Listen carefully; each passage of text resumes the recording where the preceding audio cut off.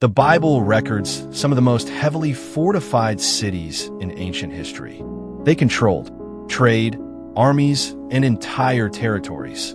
They had multiple walls, gates reinforced with metal, cities built on artificial platforms, and urban systems designed to withstand prolonged sieges. Get ready to learn about the most powerful cities of the Old Testament. In this video, we will analyze 5 of these cities and understand 3 fundamental things: the power they possessed, how they were built, and how they were destroyed. Babylon was one of the most powerful cities in ancient history. The Bible describes it as the center of an empire that dominated peoples, trade routes, and entire territories of the ancient world. Located between the Tigris and Euphrates rivers, in the Mesopotamian region, the city occupied a strategic position that guaranteed economic, agricultural, and military control. Babylon's power came from its ability to administer an entire empire from a single urban center. The city concentrated political authority, wealth, and military strength. Biblical texts and historical records point to Babylon as the ultimate symbol of organized human power. From there, decisions affecting entire nations originated.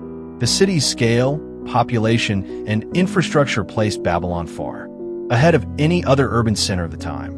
Babylon was planned to be a monumental fortress. The city's urban engineering utilized baked bricks and bitumen materials, common in Mesopotamia and highly resistant to water. This construction technique is cited in the Bible as characteristic of the region's great works. The city had double walls, continuous watchtowers, and gates reinforced with metal. These walls were wide enough to allow the passage of troops and war chariots on top, functioning as a true defensive platform. Long before Babylon became a fortified empire, the Bible records a large-scale human project in that same region, the Tower of Babel. The book of Genesis describes a construction made of bricks and bitumen in a specific location on the plain of Shinar, with the goal of achieving great height and centralizing power, identity, and human unity. This project historically predates Imperial Babylon. The Tower of Babel was not built at the height of Babylonian power, but at the beginning of the formation of the great civilizations of Mesopotamia. The Bible makes it clear that the project was not interrupted by technical failure, structural collapse, or external attack. God ended the work by dividing the languages of the builders. Unable to communicate, the work was abandoned and the peoples were scattered across the earth. The tower remained unfinished, and the first great human project of centralizing power was interrupted by divine intervention. Centuries later, in the same region, Imperial Babylon would emerge, now organized, fortified, and dominant, but built upon a human legacy that had already been interrupted in the past. The Tower of Babel was not merely a symbolic construction, but part of an urban system that sought projection, unity, and dominance. Another example of Babylon's advanced engineering is the Hanging Gardens of Babylon, traditionally associated with the reign of Nebuchadnezzar II. Described by ancient authors as one of the 7 wonders of the ancient world, the gardens were supposedly built on elevated terraces, supported by stone platforms and complex irrigation systems. To maintain vegetation at such heights, the city would have used mechanisms to raise water from the Euphrates River, something technically advanced for the period, requiring sophisticated hydraulic knowledge. Even with archaeological debates about their exact location, the gardens represent the pinnacle of Babylonian engineering applied to comfort, aesthetics, and the demonstration of power. Despite all this infrastructure, the Bible records that Babylon fell suddenly. The book of Daniel describes the city in full operation during a celebration in the royal palace, when Babylonian rule came to an end that same night. Historically, the Medo-Persian army diverted the course of the Euphrates River, reducing the water level and allowing troops to enter through channels that passed under the walls, a point considered safe by the Babylonians. After the conquest, Babylon gradually lost its strategic importance, ceasing to exist as a center of power. The city that symbolized the pinnacle of engineering and human dominion eventually became a ruin, confirming the biblical account of the end of its power. Over the centuries, its structures were abandoned, dismantled, and reused in other constructions in the region. Today, what remains of the ancient city are archaeological ruins that indicate the scale of its walls, palaces, and artificial platforms, but without any trace of the urban grandeur that once dominated Mesopotamia. Ancient Babylon is located in present-day Iraq, about 85 kilometers south of Baghdad, near the modern city of Hilla. Nineveh was one of the most powerful cities in the ancient world, the capital of the Assyrian Empire. It became synonymous with military dominance, territorial expansion, and absolute control over conquered peoples. Located on the banks of the Tigris River, Nineveh occupied a strategic position that facilitated the movement of armies, the transport of resources, and the administration of an empire. Built by force, Nineveh's power was directly linked to the Syrian military machine. The city was the political and strategic center of an empire known for aggressive conquest campaigns and for subjugating entire nations. Biblical and historical records describe Assyria as a feared power capable of rapidly deploying large armies, imposing dominance through sieges, deportations, and territorial control. From Nineveh, Assyrian kings ruled vast regions of the Middle East, accumulating tribute, wealth, and prisoners of Va. The city functioned as the brain of a military system. Highly organized, Nineveh was designed to sustain continuous warfare. The city possessed extensive walls built of stone and brick, reinforced by watchtowers distributed throughout its perimeter. These walls protected an enormous urban area by the standards of the time. Within the fortifications, Nineveh housed monumental royal palaces, military warehouses, weapons workshops, and internal roads planned for the rapid movement of troops. Assyrian palaces were massive structures decorated with stone reliefs depicting battles, sieges, and conquests. These reliefs were not merely decorative. They served as propaganda of power, intimidating visitors and foreign ambassadors. The city also boasted an advanced hydraulic system, including canals, aqueducts, and reservoirs that ensured a water supply even during long sieges. An essential factor for a military capital, everything in Nineveh was built to communicate strength, dominance, and the continuity of the empire. Despite its defensive structure and military power, the Bible records that Nineveh did not remain standing. The book of the prophet Nahum describes the city's fall as sudden and violent, announcing total destruction, fire, and the collapse of its defenses. Historically, Nineveh was attacked by a coalition of peoples, including Babylonians and Medes.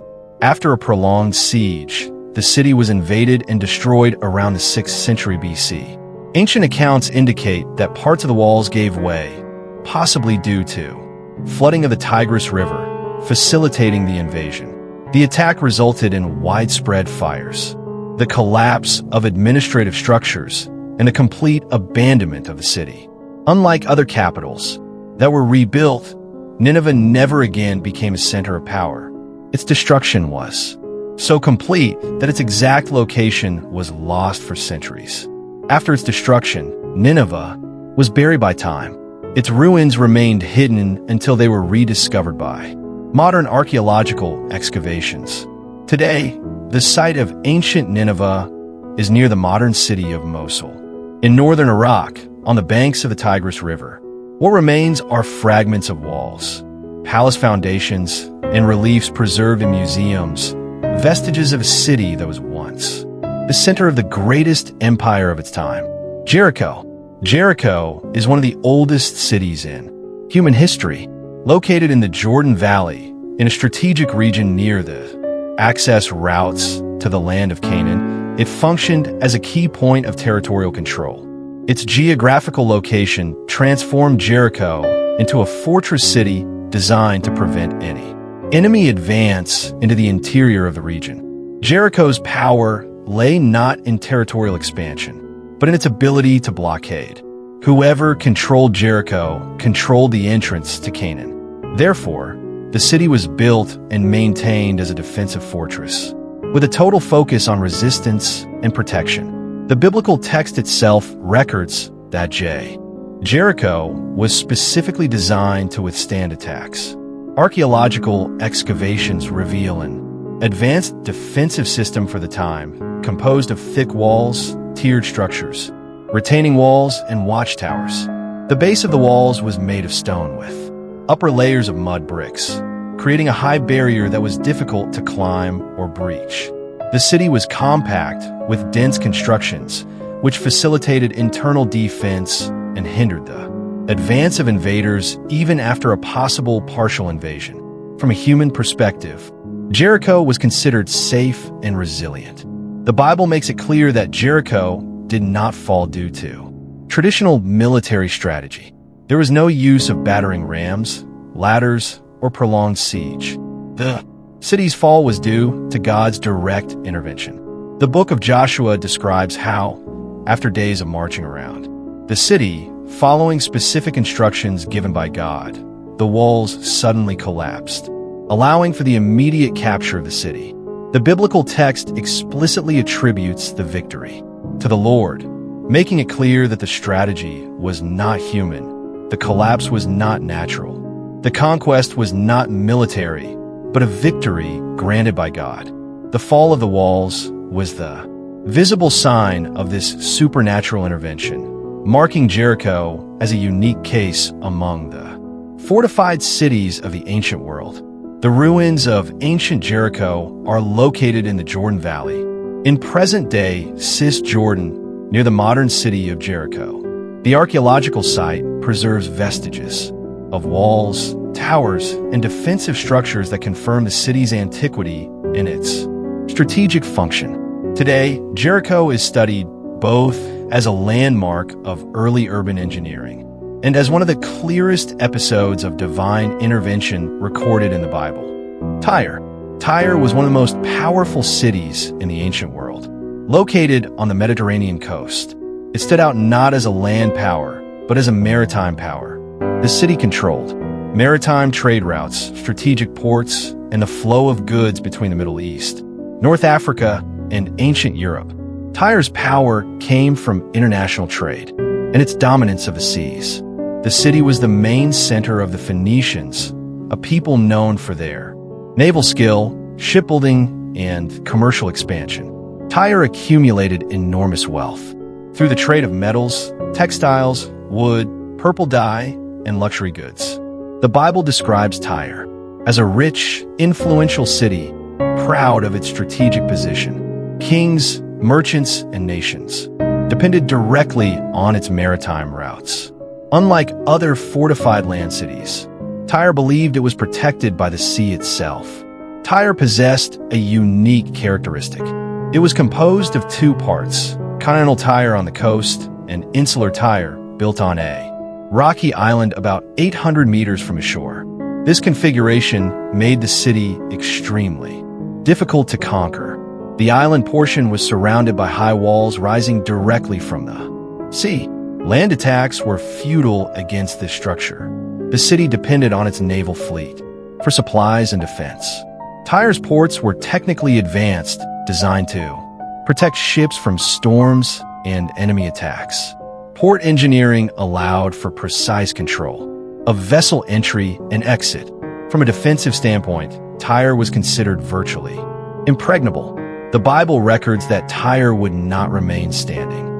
The prophet Ezekiel describes the city's destruction as something unusual. Stones, wood, and dust would be thrown into the sea, and the city would become like a bare rock. Historically, after resisting several attacks, Tyre was finally conquered by Alexander the Great in the 1st century BC. To reach the island city, Alexander ordered the construction of an artificial passage linking the mainland to the island. To do this, he used the very rubble of the mainland city, stones, wood, and debris thrown into the sea to form a causeway. This causeway allowed the advance of war machines and troops to the island's walls, something that had seemed impossible until then. The city was invaded, sacked, and destroyed, ending its dominance as an independent maritime power. The site of ancient Tyre is located in present-day Lebanon, in the modern city of Sur on the shores of the Mediterranean Sea. The ancient causeway built by Alexander still exists and transformed the former island into a peninsula connected to the mainland. Remains of walls, ports, and submerged structures can still be identified in the region. Tyre remains a clear example of how a city, considered untouchable, protected by the sea and engineering, ended up being completely dominated. Hazor was the largest and most powerful Canaanite city in the northern land of Canaan. Located in a strategic position, it controlled key trade routes linking Egypt, Mesopotamia, and the northern regions. Unlike other isolated cities, Hazor functioned as a regional capital, exercising authority over several smaller surrounding cities. Hazor's power lay in its political and military leadership. The Bible describes Hazor as the principal city of a coalition of Canaanite kingdoms. Its king exercised command over other rulers, coordinating armies and large-scale defensive strategies. Hazor was not just a fortress. It was the command center of northern Canaan. Whoever controlled Hazor controlled the entire region. Its large population, accumulated resources, and geographical position made the city a real threat to any invading force. Hazor possessed one of the most advanced urban engineering systems in Canaan. The city was divided into two main areas: the upper city, fortified and elevated, and the lower city, extensive and densely populated. This configuration allowed for greater defensive control and better urban organization. The walls were thick, built of stone and brick, reinforced by fortified gates and watchtowers. Hazor also had water and food storage systems essential for withstanding prolonged sieges. Archaeological excavations reveal planned streets, administrative buildings, and large urban complexes, indicating a high level of organization and planning. From a human perspective, Hazor was considered a dominant and resilient city. The Bible records that Hazor had a different fate from the other conquered cities in Canaan. The book of Joshua describes Hazor as being completely burned, something that did not happen to the other cities in the region at that time. The destruction was intentional and total. The city that led the Canaanite resistance was deactivated as a center of power to prevent any future military reorganization. From an archaeological point of view, Hazor shows clear layers of fire with traces of intense destruction, confirming a violent and definitive collapse. After this event, Hazor ceased to exert significant regional influence. The ruins of ancient Hazor are located in northern Israel, near Lake Rula in the Galilee region. The archaeological site preserves remains of walls, gates, palaces, and administrative structures, making it one of the most important locations for the study of Canaanite cities. Today, Hazor is recognized as one of the clearest examples of the combination of biblical record and archaeological evidence in the ancient world. Throughout this video, we analyze cities that were designed to dominate. They concentrated power, engineering, resources, and territorial control. They were built to resist and yet ceased to exist. As centers of power, these cities remain recorded in the Bible, confirmed by history and archaeology, not as legends, but as facts.